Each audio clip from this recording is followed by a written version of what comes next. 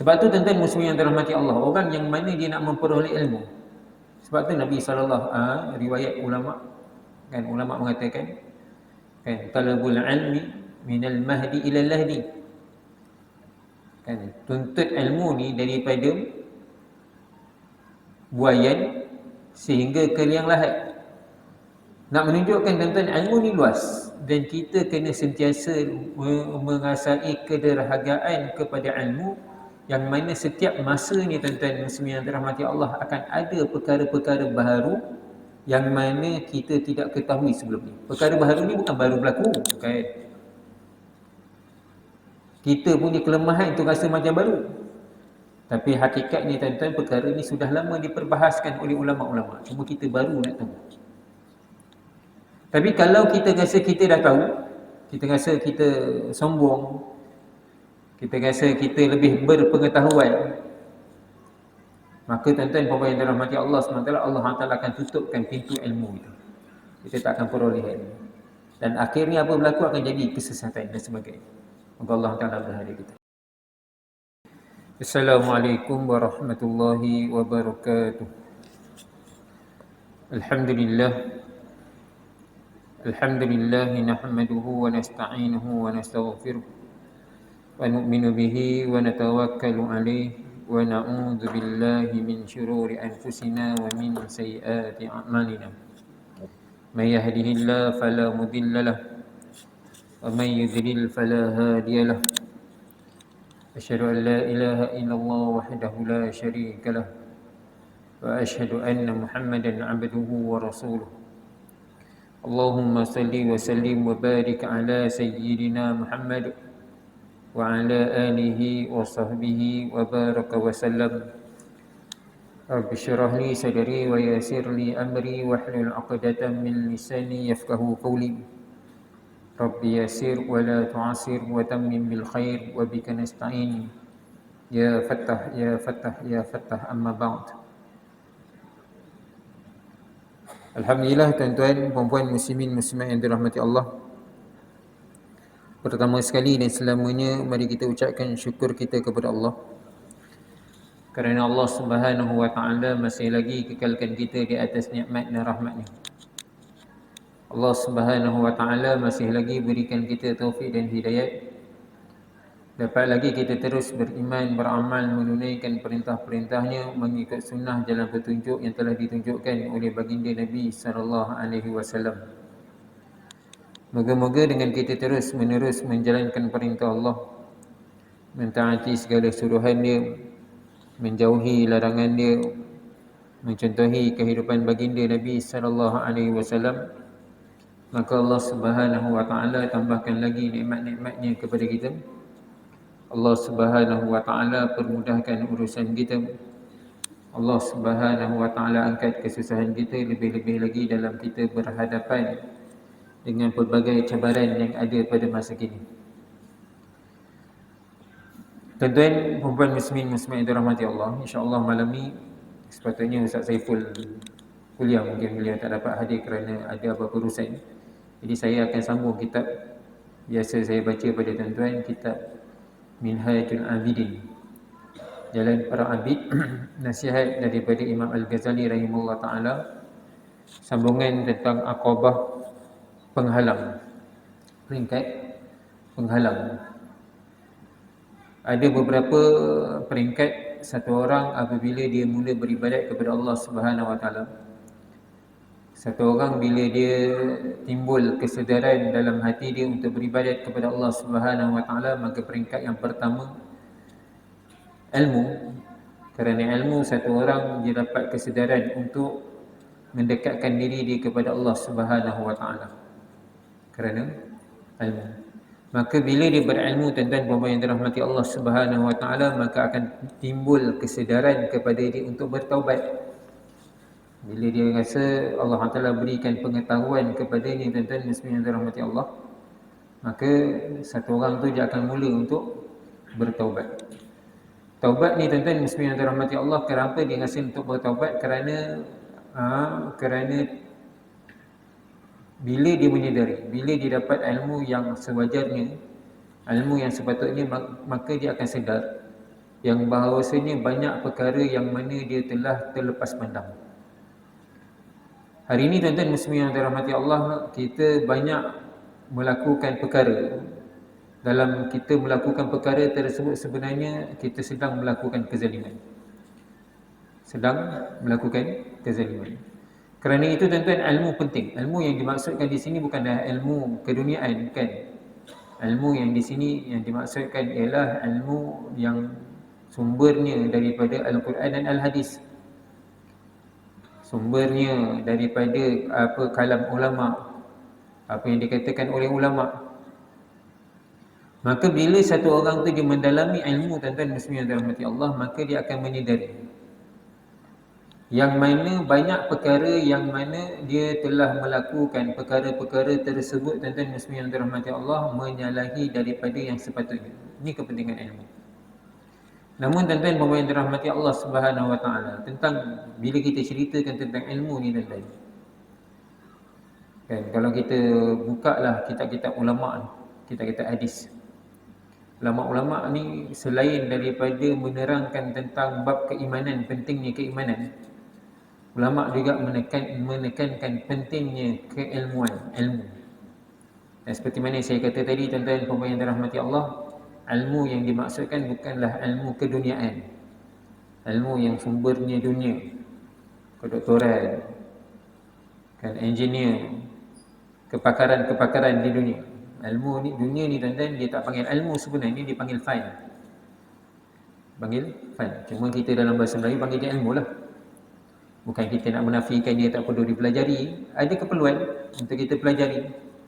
Tapi bila yang dimaksudkan satu orang yang akan timbul dia kesedaran untuk dekatkan diri dia kepada Allah Subhanahu Wa Taala ni tuan-tuan, adalah ilmu yang bersumberkan daripada Al-Quran dan Al-Hadis. Namun tuan-tuan yang dirahmati Allah Subhanahu Wa Taala, seperti mana saya kata tadi, penting untuk seseorang itu mendalami ilmu.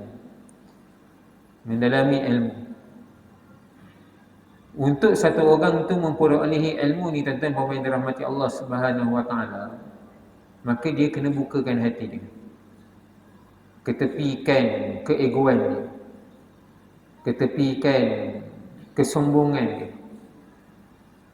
Kalau dia tidak ketepikan sombong, ego ni tuan-tuan muslimin yang dirahmati Allah, maka ilmu tidak akan diperoleh. Cukup memadai satu orang itu dikira sombong, dikira ego, dia mengatakan saya sudah tahu. Kata begini pun dah kata orang ni dah sombong. Saya tahulah. Saya tahu. Maka tuan-tuan yang dirahmati Allah, ini tanda sombong. Dan bila ada kesombongan yang sebegini, tuan-tuan yang dirahmati Allah Subhanahu Wa Taala, seseorang itu tidak akan memperoleh ilmu. Ilmu tertutup pada dia. Sebab tu tuan-tuan muslimin yang dirahmati Allah, orang yang mana dia nak memperoleh ilmu. Sebab tu Nabi SAW, riwayat ulama, kan, ulama mengatakan, kan, talabul ilmi minal mahdi ilal lahdi. Kan, tuntut ilmu ni daripada buayan sehingga ke liang lahat. Nak menunjukkan tuan-tuan ilmu ni luas, dan kita kena sentiasa mengasai kederhagaan kepada ilmu, yang mana setiap masa ni tuan-tuan muslimin yang dirahmati Allah akan ada perkara-perkara baru yang mana kita tidak ketahui sebelum ni. Perkara baru ni bukan baru berlaku, kan? Kita punya kelemahan tu rasa macam baru, tapi hakikatnya tuan-tuan perkara ni sudah lama diperbahaskan oleh ulama-ulama, cuma kita baru nak tahu. Tapi kalau kita rasa kita dah tahu, kita rasa kita sombong, kita rasa kita lebih berpengetahuan, maka tuan-tuan yang dirahmati Allah SWT, Allah Taala akan tutupkan pintu ilmu itu. Kita tak akan peroleh ilmu. Dan akhirnya apa berlaku, akan jadi kesesatan dan sebagainya. Moga Allah Taala berhati kita. Sebab tu tuan-tuan muslimin yang dirahmati Allah, tanda satu orang tu lagi berilmu bila dia mula dia belajar, dibukakan hati dia untuk menerima ilmu, lagi dia akan rasa dia tak ada apa-apa. Lagi dia akan rasa yang mana dia perlu lagi dekatkan diri dia kepada Allah Subhanahu Wa Taala. Ini hakikatnya ilmu. Kalau satu orang tu dia kata dia Islam, Dia kata dia perjuangkan Islam, tapi dia lagi jauh daripada Allah Subhanahu Wa Taala, lagi jauh lagi pula zaman sekarang ni tuan-tuan. Dan keadaan zaman sekarang ni, hari ni tuan-tuan, pemerintah rahmati Allah, orang makin jauh daripada ulama. Macam mana satu orang tu akan memperolehi ilmu kalau dia jauh daripada ulama? Jauh daripada ulama. Kena pula dikatakan, ditohmahnya ulama ni sebagainya, berbagai-bagai macam-macam lah kalau kita nak kata. Maka tuan-tuan pemain dirahmati Allah Subhanahu Wa Taala, orang yang mana dia peroleh ilmu bila dia bukakan hati. Ulama-ulama sendiri pun tuan-tuan, di kalangan ulama, manalah tuan-tuan cari siapa pun ulama-ulama yang hebat keilmuan mereka, mereka tidak pernah memadai dengan apa yang mereka dah ada, bahkan mereka sentiasa akan menuntut ilmu lagi, tuntut mencari ilmu. Maka tuan-tuan pemirsa rahmati Allah Subhanahu Wa Taala, bila satu orang tu bukakan hati dia untuk menerima ilmu, dia bukakan hati dia untuk menerima pengajaran-pengajaran, kalam-kalam ulama yang disampaikan oleh ulama, maka tuan-tuan pemirsa rahmati Allah Subhanahu Wa Taala akan timbul perasaan pada dia banyak yang dia tak tahu. Dan dia akan sedar bahawasanya diri dia banyak terlepas daripada perkara-perkara yang dituntut dalam agama. Kesan bila dia menuntut ilmu. Sebab tu tuan-tuan pemirsa rahmati Allah Taala, kita belajar ilmu, kita dengar tazkirah, kita dengar tausiah, kita dengar pengajaran daripada guru-guru kita, bukan sebagai hal buat telinga semata-mata. Dengar. Tapi sepatutnya tuan-tuan pemirsa rahmati Allah, jadikan ia ni sebagai pedoman kepada kita, muhasabah dalam diri kita, sejauh mana pengajaran itu ada dalam diri kita bila kita dengar daripada guru-guru kita. Itu sepatutnya. Dan ilmu ni tuan-tuan muslimin yang dirahmati Allah, jangan kita rasa yang kita dapat itu satu-satu dia, tak ada. Banyak cabangan. Nabi SAW kata, tuan-tuan muslimin yang dirahmati Allah, ikhtilafu ummati rahmatun. Berbezanya pandangan umatku. Maksud ummati ini tuan-tuan, berbeza pandangan ulama, adalah satu rahmat.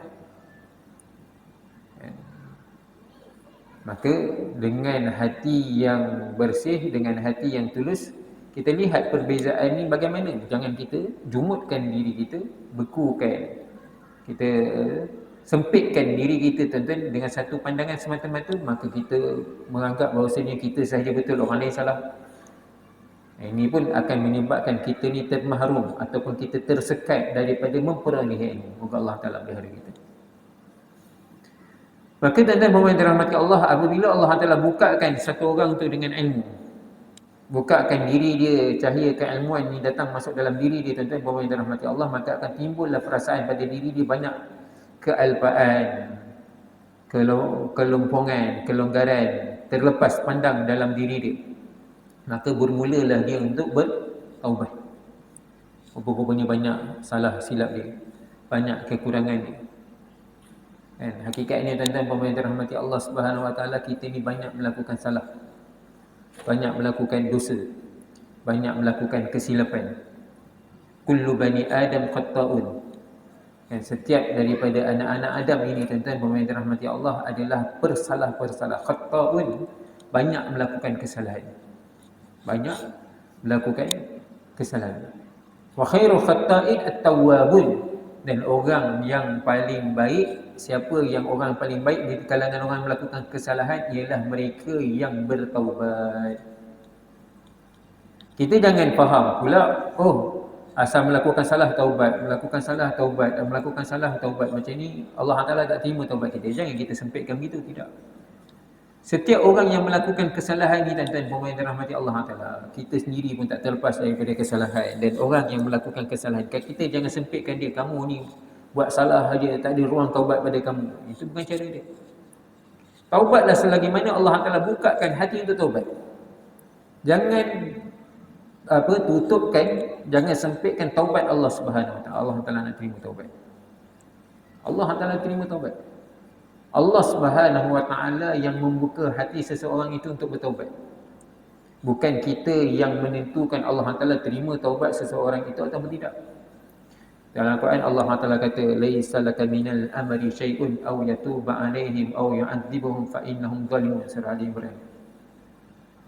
Allah Taala tegur baginda Nabi sallallahu alaihi wasallam dalam kisah, ada dua kisah ulama.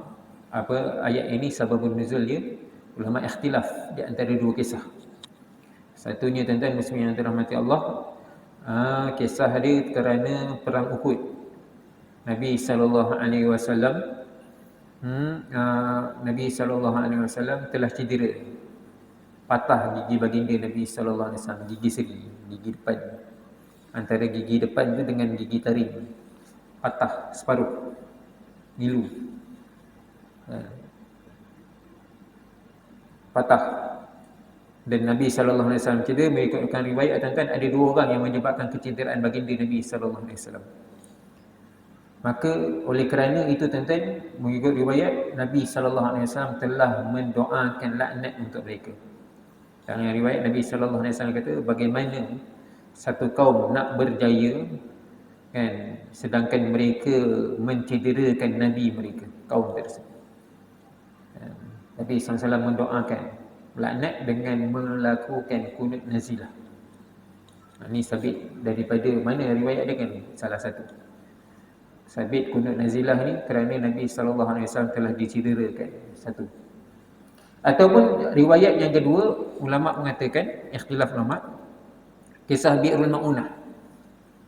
Kisah satu jemaah dakwah.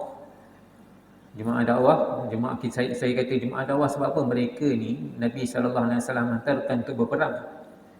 Nabi SAW hantar mereka adalah untuk mendakwah kaum yang dihantar itu memeluk kepada Islam. Dan jemaah ni tuan-tuan muslimin yang dirahmati Allah seramai 70 orang, kesemuanya hafiz Al-Quran. Tetapi tuan-tuan muslimin yang dirahmati Allah, jemaah ini diminta, bukan dihantar semata-mata, tapi mereka diminta. Tapi sedihnya tuan-tuan muslimin yang dirahmati Allah, jemaah ini tuan-tuan muslimin yang dirahmati Allah telah dikhianati. Sedang mereka duduk di Bi'rul Ma'unah, mereka telah dikepung dan mereka telah dibunuh setiap seorang daripada mereka. Maka tuan-tuan muslimin dirahmati Allah Subhanahu wa taala, oleh kerana itu tuan-tuan muslimin dirahmati Allah, Nabi sallallahu alaihi wasallam telah mendoakan. Ini pun sabit juga antara dua riwayat ni, sabit kunut nazilah. Antara dua riwayat kunut nazilah. Nabi sallallahu alaihi wasallam telah mendoakan laknat. Allahumma al'in fulan, ya Allah laknatlah si fulan. Laknat. Nabi sallallahu alaihi wasallam mendoakan laknat. Kan sabit. Tuan-tuan muslimin dirahmati Allah Taala, selepas 1 bulan, bukan Nabi SAW tetapkan 1 bulan, tapi selepas Nabi SAW berkunut nazilah selama 1 bulan, maka Allah Subhanahu wa taala turunkan ayat tadi saya baca, laisa laka minal amri syai'un aw yatuba 'alaihim aw yu'adzibuhum fa innahum zalimun. Bukan pada kamu, Allah Taala turun ayat ini menegur baginda Nabi sallallahu alaihi wasallam, bukan kamu yang menetapkan segala urusan itu. Sama ada Allah Ta'ala nak hancurkan mereka ataupun Allah Ta'ala nak terima taubat mereka, sama ada Allah Ta'ala nak azab mereka ataupun Allah Ta'ala nak beri taubat pada mereka. Allah Subhanahu wa taala punya urusan, bukan kamu yang tetapkan kehancuran untuk mereka, bukan kamu yang menetapkan taubat untuk mereka. Allah Subhanahu wa taala yang akan memberi taubat, menerima taubat mereka, dan Allah Subhanahu wa taala yang akan mengazab mereka. Allah Ta'ala tahu siapa yang zalim. Fa'innahum zalimun, mereka zalim. Maka oleh kerana ayat ini tuan-tuan muslimin yang dirahmati Allah, baginda Nabi sallallahu alaihi wasallam telah memberhentikan kunut nazilah yang dibaca pada 5 kali sehari semalam setiap waktu solat.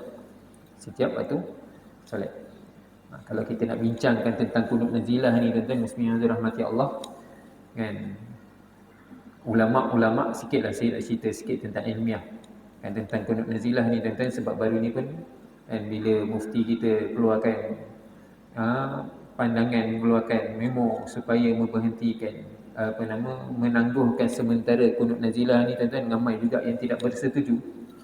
Suka untuk saya ingatkan tuan-tuan, kita boleh tidak bersetuju tapi jangan melampau. Kita boleh tidak bersetuju tapi jangan melampau, sehingga kan mengeluarkan kata-kata kesat kepada badan mufti ni satu perkara yang tak patut kan. Dan alasan mufti dia kata sebab kata sunnah Nabi SAW 1 bulan. Baik. Suka saya jelaskan juga tentang hukum sikit tentang kunut nazilah. Kunut nazilah ni tuan-tuan muslimin yang dirahmati Allah, kan, mana disyariatkan dalam mazhab Syafi'i, daripada mana disyariatkan kunut subuh yang kita baca. Kunut subuh yang kita baca ni adalah berdasarkan daripada kunut nazilah yang Nabi SAW baca. Kita baca kunut subuh ni, kalau ditanya mana dalil dia ni, sama ada kisah Bi'rul Ma'unah ni ataupun kisah daripada peperangan Uhud, Nabi SAW dicederakan. Tapi dalil daripada dalil yang sama ni tuan-tuan, daripada dalil yang sama ni juga tuan-tuan, kan mazhab yang lain mereka hanya telah mereka tidak mensyariatkan. Mereka menganggapkan bahawasanya kunut itu tidak diteruskan. Sebab apa? Kunut ni telah diberhentikan selepas 1 bulan.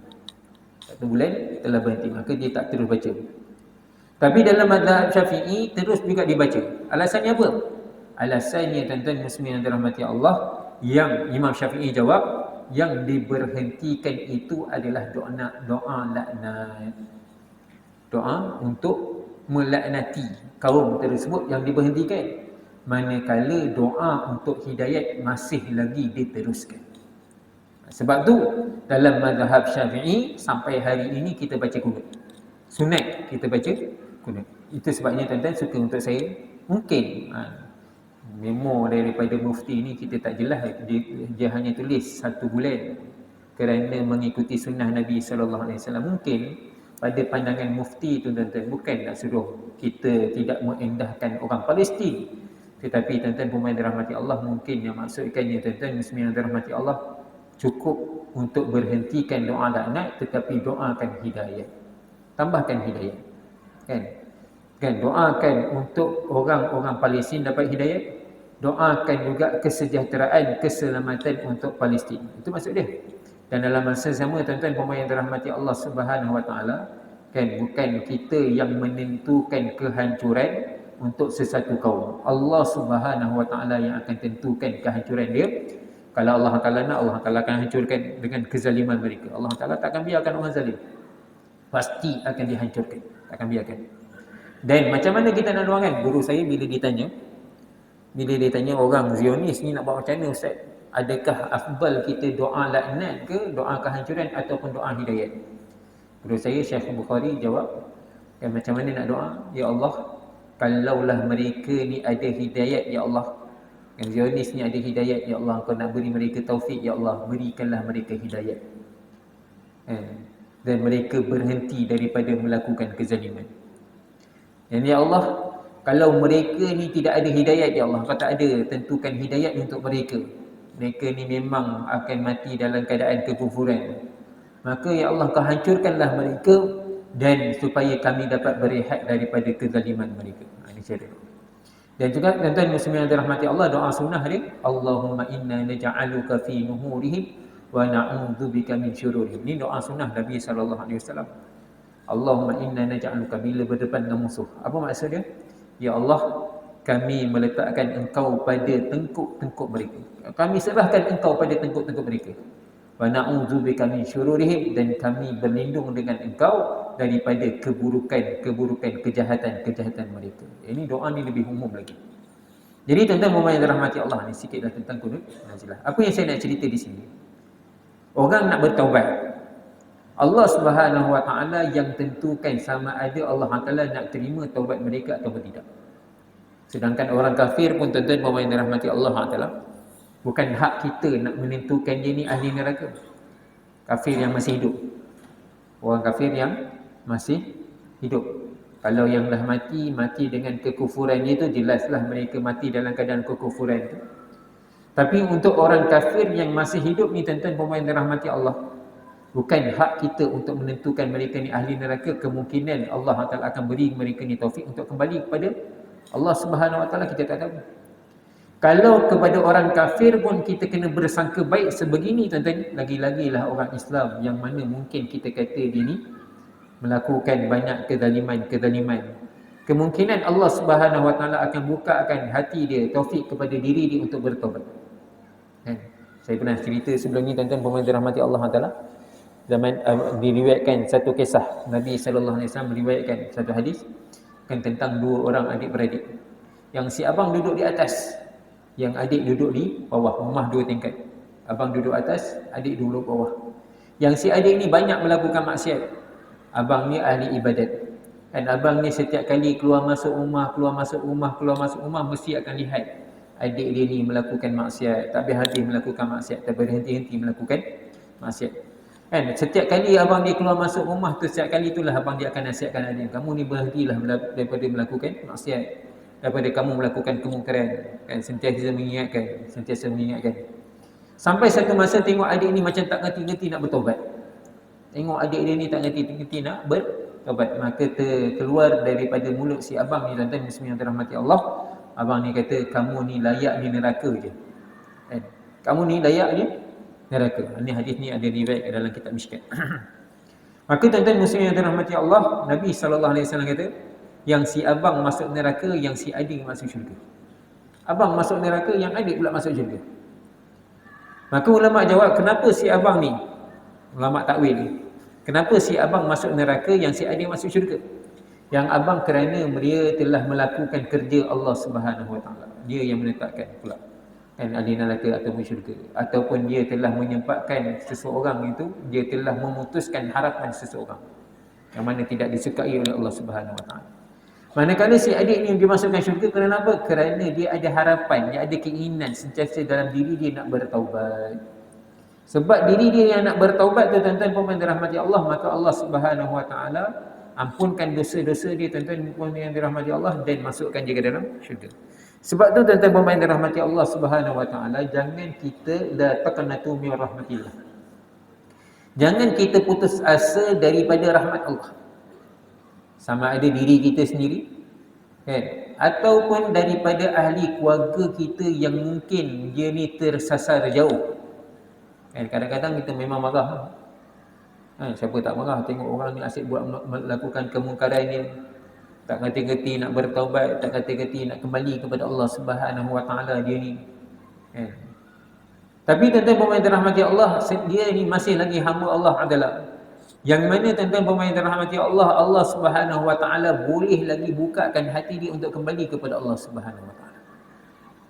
Sebab tu taubat ni perkara yang penting untuk diri kita, dan perkara yang penting juga untuk kita bawa kembalikan masyarakat ini kembali kepada Allah Subhanahu Wa Taala. Dan kita perlu ingat, bukan kita yang menentukan satu orang tu diterima taubat ataupun tidak. Kan? Usaha kita tuan-tuan, paling penting kita bawa dia kembali kepada Allah. Bawa kembali dia kepada Allah. Dalam hadis tuan-tuan ada diriwayatkan, kan, Nabi SAW menceritakan tentang satu orang lelaki. Dia pergi padang pasir, dia bawa unta dia. Di padang pasir, dia bawa unta dia yang syarat dengan barang-barang, keperluan, cukup barang semua dia. Dia pergi sampai tengah-tengah jalan, tuan-tuan, padang sahara, padang pasir. Kan, kalau salah jalan, tuan-tuan, jalan siang-siang tengah hari panas terik, tuan-tuan, pemain dirahmati Allah, boleh jadi sesat. Kan, panas, dahaga, penat. Jadi dia penat, dia tertidur. Dia terlupa nak tambat dia punya unta dia. Bila dia bangun tidur, tuan-tuan, pemain dirahmati Allah Taala, unta dia hilang. Unta yang syarat dengan barangan-barangan dia, tuan-tuan, pemain dirahmati Allah, hilang. Risau dia. Cari tak jumpa, kan? Dah hilang padang pasir besar. Nak tengok mana, tengok sana, tengok sini, semua tak ada. Tak jumpa unta dia. Maka akhirnya tuan-tuan pemain dirahmati Allah, dia putus asa, aku tak tahu nak buat apa. Dah tak ada apa-apa. Dia kata, daripada aku macam ini, dia akan tidur lah. Biar aku mati dalam keadaan tidur. Kan? Dah letih sangat. Dia pun tidur. Bila dia tidur, tuan-tuan pemain dirahmati Allah Taala, dia bangkit balik. Bangkit tengok unta dia ada kat samping dia, dekat sebelah dia. Bunyi dia gembira, tuan-tuan pemain dirahmati Allah adalah terkeluar daripada mulut dia, tuan-tuan. Dia kata apa? Ya Allah, aku ni Tuhan, engkau hamba. Sampai tersasul cakap. Kan Allah Taala kembalikan unta dia tu. Bila Allah Taala dah kembalikan unta dia, dia tersasul cakap, dia kata ini cakapan yang tak bagus sebenarnya. Tapi oleh kerana terlalu gembira, tuan-tuan, Terlalu gembira, dia tersalah cakap, ya Allah, gembira. Sebab gembira dia, ya Allah, engkau hamba, aku ni Tuhan. Macam itu sih. Gembira sangat. Sebab unta dia dikembalikan. Dan Nabi SAW kata, inilah perumpamaannya macam mana gembiranya Allah Ta'ala terhadap hambanya yang kembali kepada Allah. Lebih daripada gembiranya lelaki ini tadi bila unta dia kembali. Orang bila dah tak ada apa-apa sebab kehidupan, dah hilang semua sebab-sebab yang boleh menyebabkan dia ni mendapat keselamatan, tiba-tiba penyebab keselamatan dia terkembali kepada dia, terlalu gembira. Dia gembira. Kan memang dia lupa apa-apa. Kan? Kita bila hilang apa-apa, tiba-tiba benda terkembali balik kepada kita, memang kita sangat gembira. Tapi Allah Subhanahu Wa Taala lebih gembira lagi daripada itu kepada hamba-hambanya yang kembali taubat kepada dia. Allah. Ulama jawab tuan-tuan. Ulama kata, kalau orang yang kembali kepada Allah Taala, Allah SWT sangat gembira, orang yang membawa orang kembali kepada Allah, orang yang membawa tu lebih-lebih lagi Allah Taala akan gembira kepada dia. Sebab tu tuan-tuan puan-puan yang dirahmati Allah Subhanahu Wa Taala, kita jangan putus asa dengan rahmat Allah Subhanahu Wa Taala. Sentiasa kita berdoakan. Jangan sampai kita putus asa tu kita kecam orang lain, kita merendahkan, menjatuhkan maruah dia. Ini bukan cara dia. Kan? Kamu ni layak ni neraka lah. Kamu ni layak ni tempat ni tu ini. Kita kecam dia, kita hina dia. Itu bukan cara dia. Kita lihat macam mana baginda Nabi SAW ajar kepada kita. Akhlak yang ditunjukkan oleh baginda Nabi SAW. Daripada orang yang mana tidak suka kepada agama, orang yang mana membenci baginda Nabi SAW, tetapi oleh kerana akhlak yang ditunjukkan oleh baginda Nabi SAW, maka mereka semua tuan-tuan puan-puan dirahmati Allah, orang yang asalnya benci pada baginda, akhirnya memeluk agama Islam. Ini yang kita nak. Kan? Orang benci kepada kita, orang hina kita, orang kecam kita, bukan bermakna kita perlu balas pada mereka seburuk-buruk.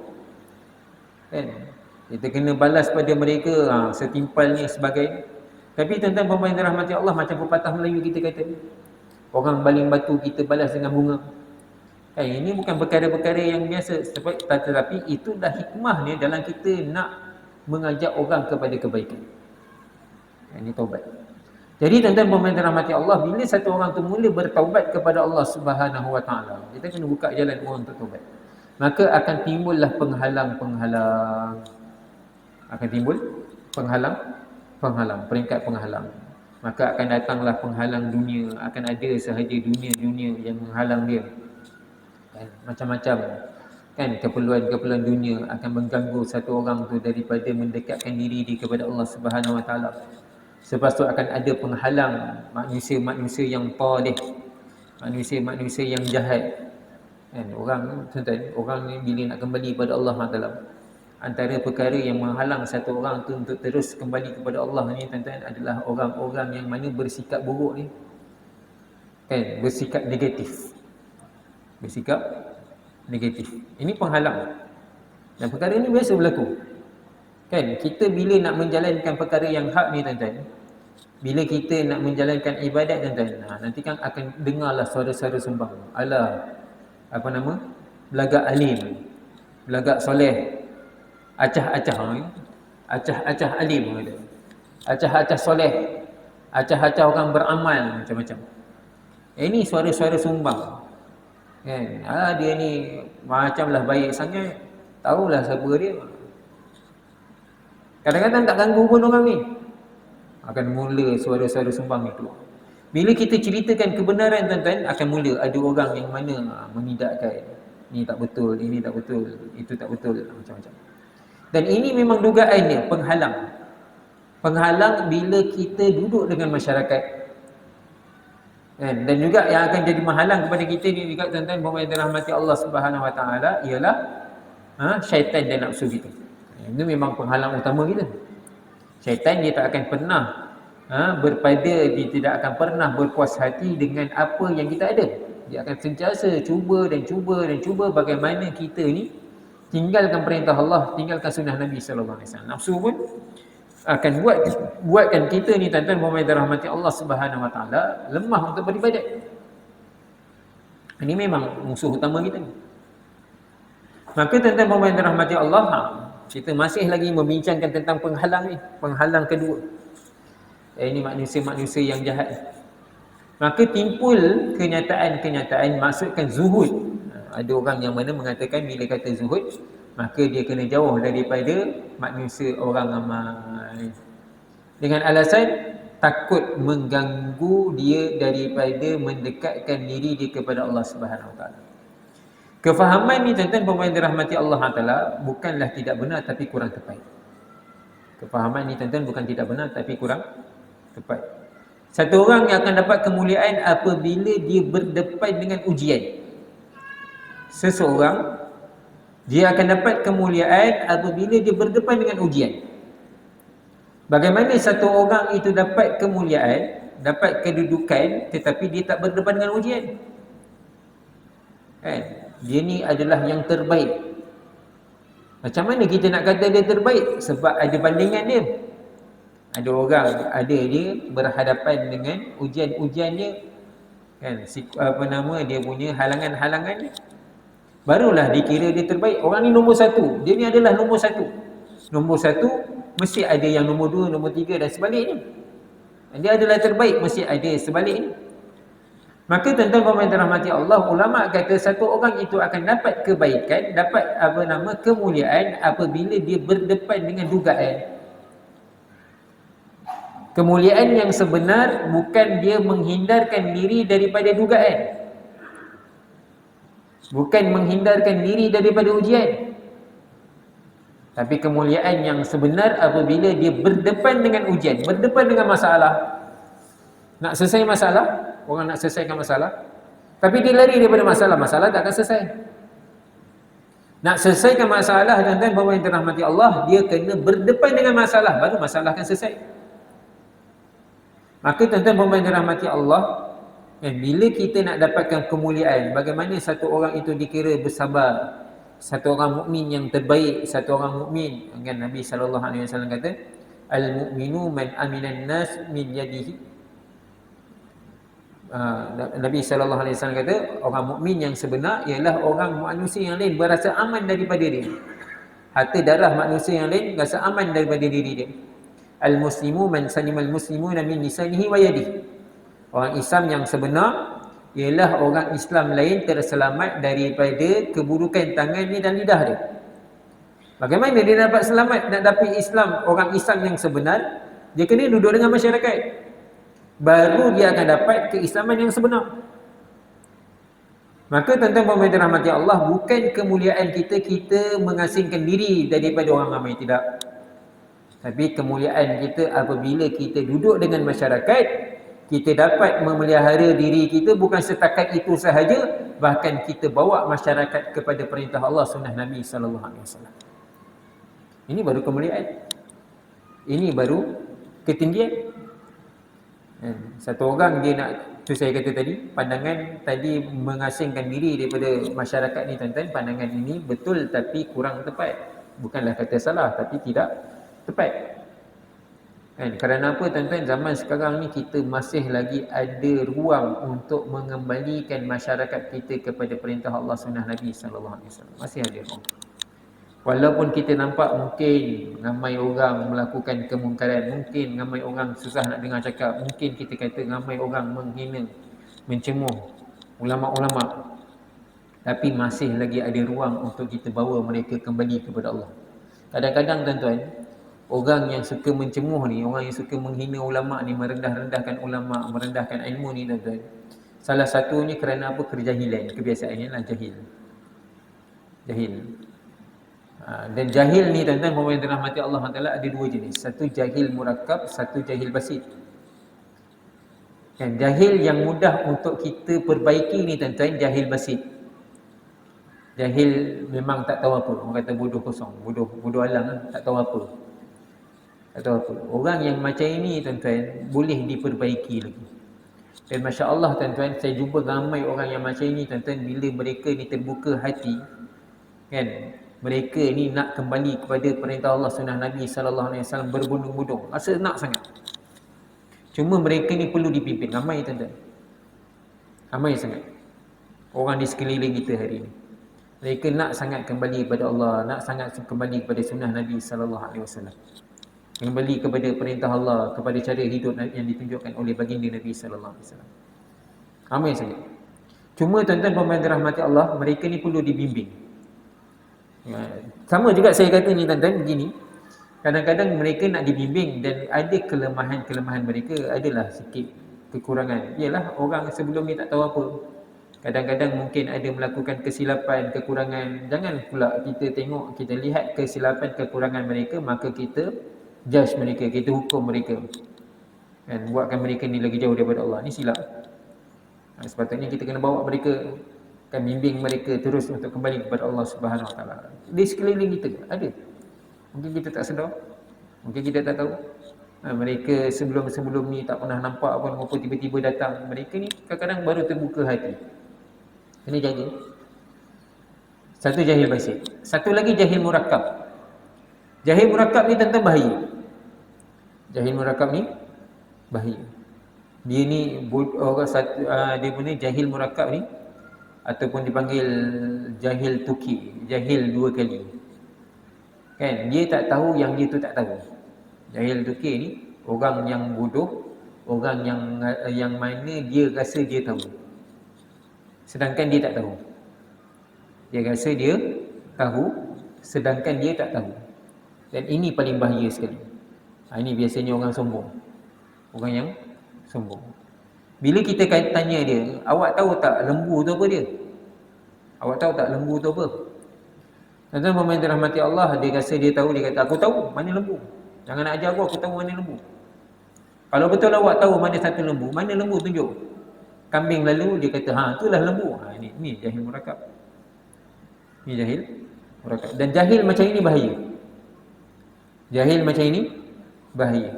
Kan, orang yang rasa dia dah tahu. Ini saya kata tadi, awal tadi tentang kepentingan ilmu tadi. Kan.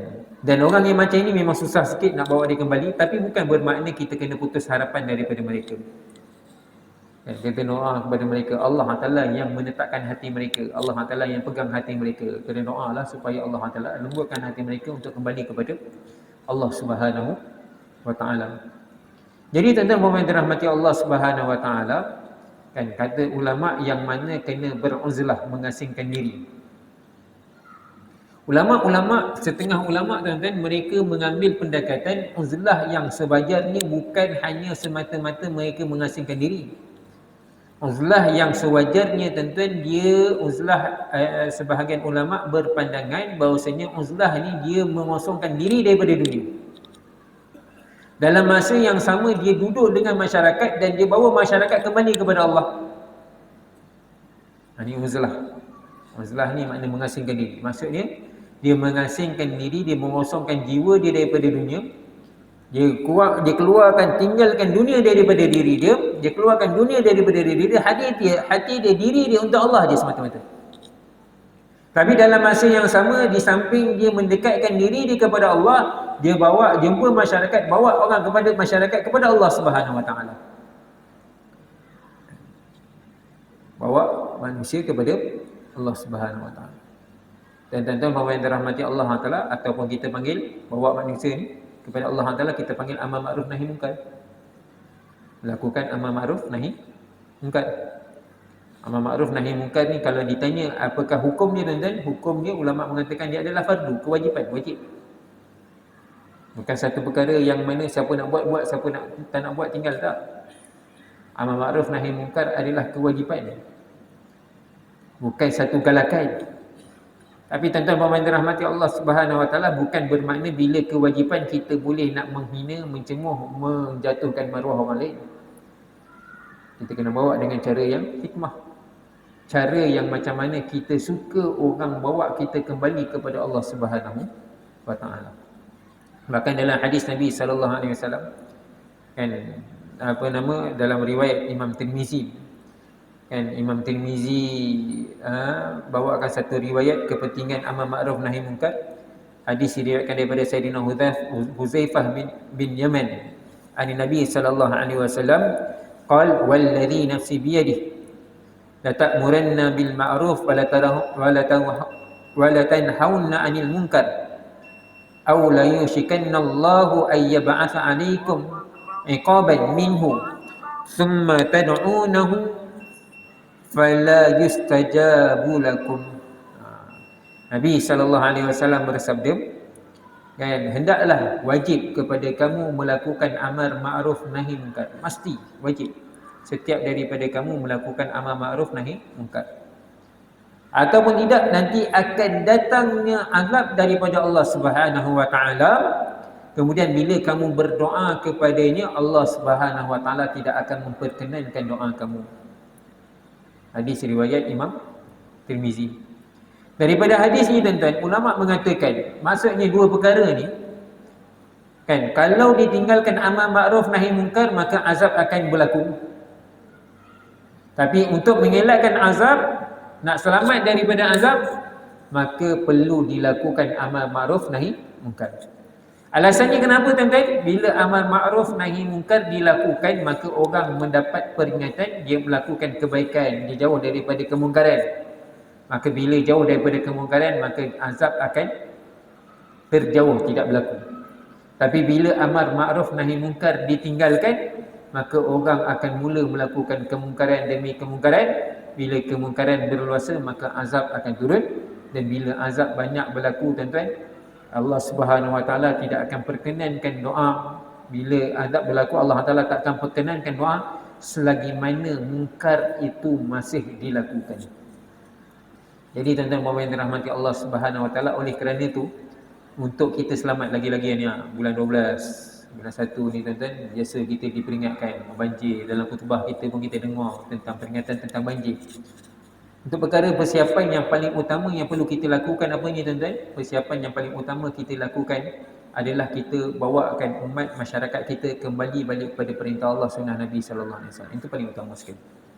Bukan hanya kita buat persiapan semata-mata kita gali bersihkan longkang semata-mata, buat pembersihan semata-mata, bukan itu. Kena buat betul. Itu zahir amalan.